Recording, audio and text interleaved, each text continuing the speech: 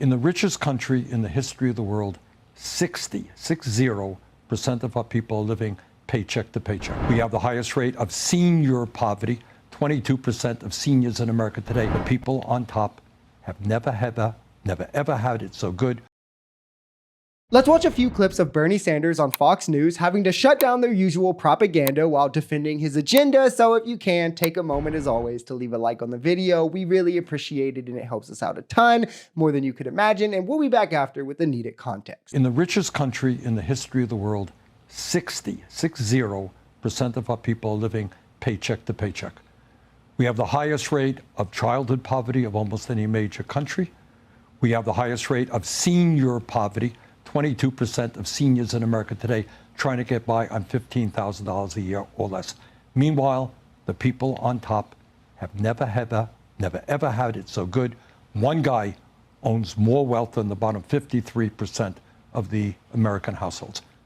Most people understand that is insane. That is absurd.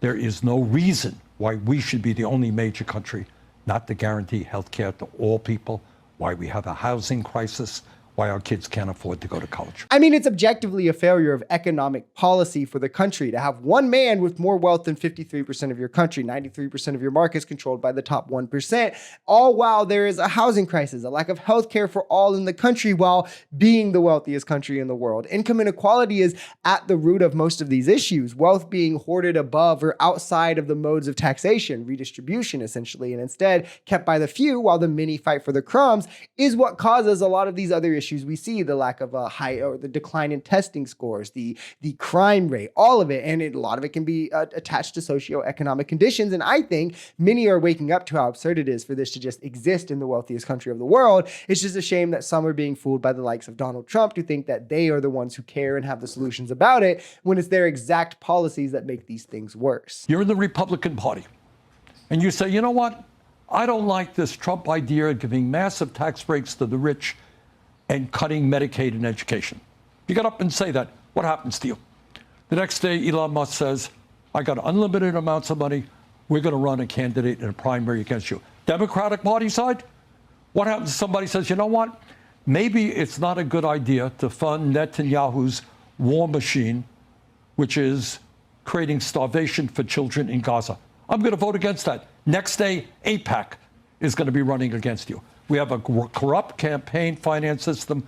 Billionaires in both political parties are calling the tunes. The American people understand that. And to be clear, those things are materially a bit different because AIPAC funnels mostly right-wing billionaire money into Democratic primaries in hopes to move the party right, while Trump and Elon threaten primaries of their own members in their party to silence dissent and force compliance. But it does speak to how Republicans are the party of cancel culture, always have been, and of censorship, at least under Donald Trump, of all the things that they pretend to hate, they typically represent. It's an accusation that is a confession, typical with MAGA, but it never ends. You have the Republican senator even who just said that he won't vote for the January 6th lawyer guy that Trump's trying to pick for U.S. attorney in D.C. And now MAGA media is melting down on him as some sort of a traitor. Like, these people do not allow for alternative voices within their ranks, which is a huge problem. At the end of the day, you fall in line behind Trump or you get silenced, which is very authoritarian. And it's not something that is even kind of seen on the left. What is the fundamental issue in politics?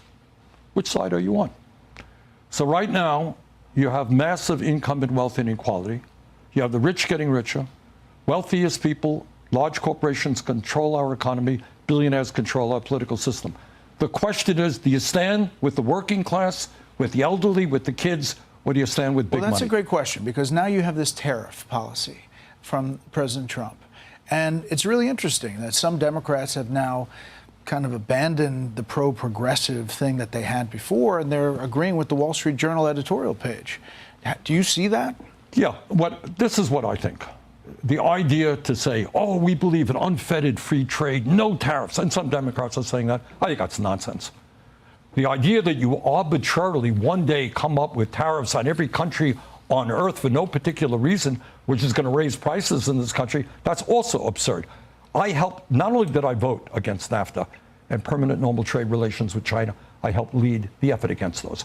Those were disastrous trade agreements written by corporate America. And in this, you can see how MAGA has to avoid all nuance and context in hopes to score any bit of points. Bret Baier is trying to essentially say, well, Democrats think that tariffs are bad, but used to think they're good. So it must be because of Trump. Ha ha ha. When the issue with Trump's tariffs is that, well, first he made up fake tariff numbers from the other countries utilizing like trade deficits and these arbitrary numbers, then set our tariffs to match those levels and put them on all imports for every country in the world, which is irrational, lax strategy, will raise prices and is inflationary. And me, myself, I've never been much of a huge tariff guy in any way, but tariffs are just a tax, right? And so when you're utilizing a tax this heavily, a tax that is almost entirely borne out by consumers, which is shown in almost any and all data that you can find on tariffs, and on one that is also regressive in that it affects the middle and low classes more than the top 10 and 1%, you see that this, like most of his policies, only furthers income inequality, which, as we've been discussing, shows Trump has no solutions for the everyday Americans, the issues we actually face,